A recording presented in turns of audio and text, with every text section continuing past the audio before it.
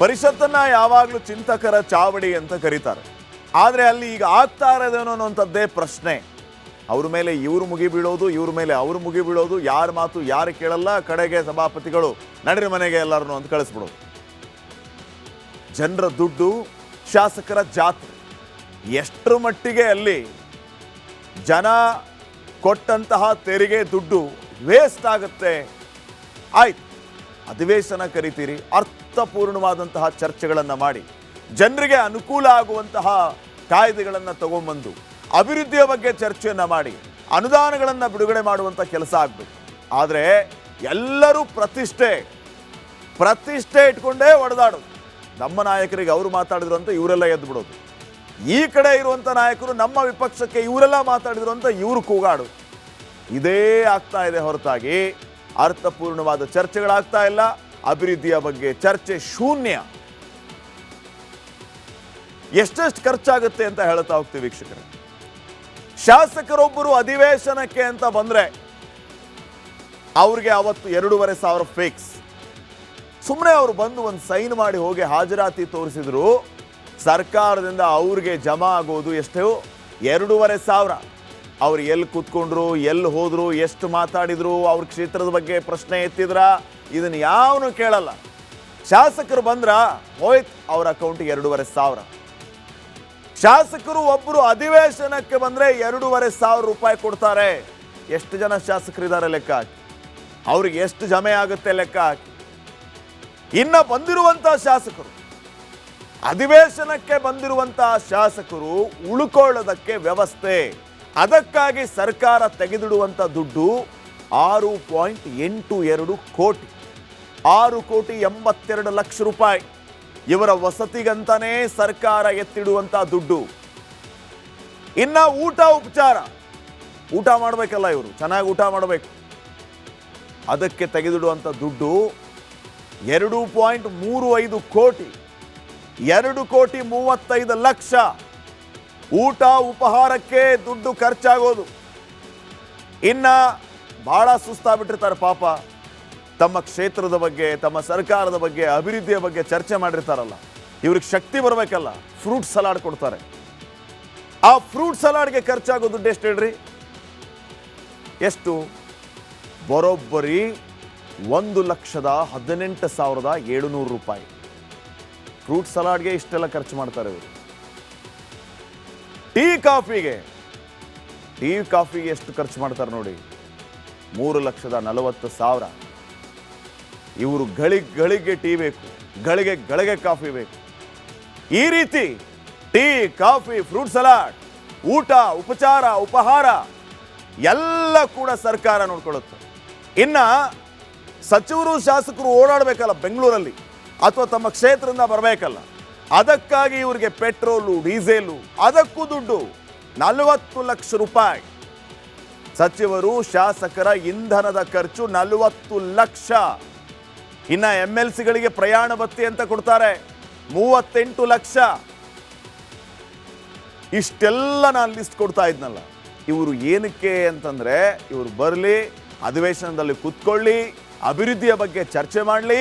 ಅವ್ರ ಕ್ಷೇತ್ರದಲ್ಲಿ ಅಲ್ಲಿ ಎಷ್ಟೋ ಜನ ಅವರ ಕ್ಷೇತ್ರದಲ್ಲಿ ಕುಡಿಯೋದಕ್ಕೆ ನೀರಿಲ್ಲ ಅಂತ ಹೊಡೆದಾಡ್ತಿರ್ತಾರೆ, ರಸ್ತೆ ಇಲ್ಲ ಅಂತ ಹೊಡೆದಾಡ್ತಿರ್ತಾರೆ, ನಮ್ಮ ಊರಿಗೆ ಒಂದು ಆಸ್ಪತ್ರೆ ಇಲ್ಲ ಅಂತ ಹೊಡೆದಾಡ್ತಿರ್ತಾರೆ. ಆದರೆ ಇಲ್ಲಿ ಇವನ್ನೆಲ್ಲ ತಗೊಂಬರ್ರಪ್ಪ ಅಂತ ಅಲ್ಲಿನ ಜನ ಓಟ್ ಹಾಕಿ ಇವ್ರನ್ನ ಕಳಿಸಿರ್ತಾರೆ. ಇವ್ರಿಗೆ ಇಷ್ಟೆಲ್ಲ ಖರ್ಚು ಮಾಡ್ತಾರೆ. ಇಷ್ಟು ಮಾಡಿದ್ರೂ ಕೂಡ ಆಗುವ ಚರ್ಚೆ ಏನೋ ಬಿಗ್ ಝೀರೋ, ದೊಡ್ಡ ಸೊನ್ನೆ.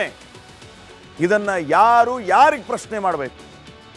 ಫ್ರೂಟ್ ಸಲಾಡ್ಗೆ ದುಡ್ಡು ಎತ್ತಿಡ್ತಾರೆ, ಊಟಕ್ಕೆ ದುಡ್ಡು ಎತ್ತಿಡ್ತಾರೆ, ವಸತಿಗೆ ದುಡ್ಡು, ಇಂಧನಕ್ಕೆ ದುಡ್ಡು, ಪ್ರಯಾಣ ಭತ್ಯೆಗೆ ದುಡ್ಡು, ಊಟ ಉಪಚಾರ ಎಲ್ಲದಕ್ಕೂ ದುಡ್ಡು. ಆಯ್ತು, ಇಷ್ಟೆಲ್ಲ ತಗೊಂಡ್ಮೇಲೆ ನೀವು ಮಾತಾಡಿದ್ದೇನು? Big zero. ಏನು ಅಭಿವೃದ್ಧಿ ಬಗ್ಗೆ ಚರ್ಚೆನೇ ಇಲ್ಲ, ಯಾವುದ್ರ ಬಗ್ಗೆ ಮಾತಾಡೋದಿಲ್ಲ. ಇವರು ನಮ್ಮ ರಾಜಕಾರಣಿಗಳು, ಇವರು ನಮ್ಮ ಜನಪ್ರತಿನಿಧಿಗಳು. ಮಾತಾಡಿದ್ದೇನು? ಬಿಜೆಪಿಯವರ ಮೇಲೆ ಕಾಂಗ್ರೆಸ್ನವರು ವಾಕ್ಪ್ರಹಾರ ಮಾಡೋದು, ಕಾಂಗ್ರೆಸ್ನವರು ಬಿಜೆಪಿಯ ಮೇಲೆ ವಾಕ್ಪ್ರಹಾರ ಮಾಡೋದು. ನಿಮ್ಮ ಕ್ಷೇತ್ರದ ಅಭಿವೃದ್ಧಿಯ ಬಗ್ಗೆ ಎಷ್ಟು ಕೊಟ್ರಪ್ಪ ದುಡ್ಡು? ಸರ್ಕಾರದವ್ರನ್ನ ಪ್ರಶ್ನೆ ಮಾಡೋದಕ್ಕೆ ಪ್ರತಿಪಕ್ಷದವರು ಇಲ್ಲ, ಆಡಳಿತ ಪಕ್ಷದವರು ಇಲ್ಲ. ಫ್ರೂಟ್ ಸಲಾಡ್ ತಿನ್ರಿ, ಚೆನ್ನಾಗಿ ಮನೆಗೆ ಹೋಗ್ರಿ. ಇಷ್ಟೇ ಪರಿಸ್ಥಿತಿ. ಎಲ್ಲಿಗೆ ಬಂತು, ಯಾರಿಗೆ ಬಂತು, 47ರ ಸ್ವಾತಂತ್ರ್ಯ ಅಂತ ಒಂದು ಹಾಡಿದೆ ಅಲ್ಲ, ಆ ರೀತಿ ಇವ್ರ ಪರಿಸ್ಥಿತಿ. ನೆಕ್ಸ್ಟ್, ಪರಿಷತ್ತನ್ನ ಯಾವಾಗಲೂ ಚಿಂತಕರ ಚಾವಡಿ ಅಂತ ಕರೀತಾರೆ. ಆದರೆ ಅಲ್ಲಿ ಈಗ ಆಗ್ತಾ ಇರೋದೇನೋ ಅನ್ನೋಂಥದ್ದೇ ಪ್ರಶ್ನೆ. ಅವ್ರ ಮೇಲೆ ಇವ್ರು ಮುಗಿ ಬೀಳೋದು, ಇವ್ರ ಮೇಲೆ ಅವ್ರು ಮುಗಿ ಬೀಳೋದು, ಯಾರ ಮಾತು ಯಾರು ಕೇಳಲ್ಲ, ಕಡೆಗೆ ಸಭಾಪತಿಗಳು ನಡ್ರಿ ಮನೆಗೆ ಎಲ್ಲರನ್ನು ಅಂತ ಕಳಿಸ್ಬಿಡೋದು. ಜನರ ದುಡ್ಡು, ಶಾಸಕರ ಜಾತ್ರೆ. ಎಷ್ಟರ ಮಟ್ಟಿಗೆ ಅಲ್ಲಿ ಜನ ಕೊಟ್ಟಂತಹ ತೆರಿಗೆ ದುಡ್ಡು ವೇಸ್ಟ್ ಆಗುತ್ತೆ. ಆಯ್ತು, ಅಧಿವೇಶನ ಕರಿತೀರಿ, ಅರ್ಥಪೂರ್ಣವಾದಂತಹ ಚರ್ಚೆಗಳನ್ನು ಮಾಡಿ ಜನರಿಗೆ ಅನುಕೂಲ ಆಗುವಂತಹ ಕಾಯ್ದೆಗಳನ್ನು ತಗೊಂಡ್ಬಂದು ಅಭಿವೃದ್ಧಿಯ ಬಗ್ಗೆ ಚರ್ಚೆಯನ್ನು ಮಾಡಿ ಅನುದಾನಗಳನ್ನು ಬಿಡುಗಡೆ ಮಾಡುವಂಥ ಕೆಲಸ ಆಗಬೇಕು. ಆದರೆ ಎಲ್ಲರೂ ಪ್ರತಿಷ್ಠೆ ಇಟ್ಕೊಂಡೇ ಒಡೆದಾಡೋದು. ನಮ್ಮ ನಾಯಕರಿಗೆ ಅವರು ಮಾತಾಡಿದ್ರು ಅಂತ ಇವರೆಲ್ಲ ಎದ್ದು ಬಿಡೋದು, ಈ ಕಡೆ ಇರುವಂಥ ನಾಯಕರು ನಮ್ಮ ವಿಪಕ್ಷಕ್ಕೆ ಇವರೆಲ್ಲ ಮಾತಾಡಿದ್ರು ಅಂತ ಇವರು ಕೂಗಾಡು. ಇದೇ ಆಗ್ತಾ ಇದೆ ಹೊರತಾಗಿ ಅರ್ಥಪೂರ್ಣವಾದ ಚರ್ಚೆಗಳಾಗ್ತಾ ಇಲ್ಲ. ಅಭಿವೃದ್ಧಿಯ ಬಗ್ಗೆ ಚರ್ಚೆ ಶೂನ್ಯ. ಎಷ್ಟೆಷ್ಟು ಖರ್ಚಾಗುತ್ತೆ ಅಂತ ಹೇಳ್ತಾ ಹೋಗ್ತೀವಿ ವೀಕ್ಷಕರೇ. ಶಾಸಕರೊಬ್ಬರು ಅಧಿವೇಶನಕ್ಕೆ ಅಂತ ಬಂದ್ರೆ ಅವ್ರಿಗೆ ಅವತ್ತು 2,500 ಫಿಕ್ಸ್. ಸುಮ್ಮನೆ ಅವರು ಬಂದು ಒಂದು ಸೈನ್ ಮಾಡಿ ಹೋಗಿ ಹಾಜರಾತಿ ತೋರಿಸಿದ್ರು, ಸರ್ಕಾರದಿಂದ ಅವ್ರಿಗೆ ಜಮಾ ಆಗೋದು ಎಷ್ಟು? 2,500. ಅವ್ರು ಎಲ್ಲಿ ಕೂತ್ಕೊಂಡ್ರು, ಎಲ್ಲಿ ಹೋದ್ರು, ಎಷ್ಟು ಮಾತಾಡಿದ್ರು, ಅವ್ರ ಕ್ಷೇತ್ರದ ಬಗ್ಗೆ ಪ್ರಶ್ನೆ ಎತ್ತಿದ್ರ, ಇದನ್ನು ಯಾವನು ಕೇಳಲ್ಲ.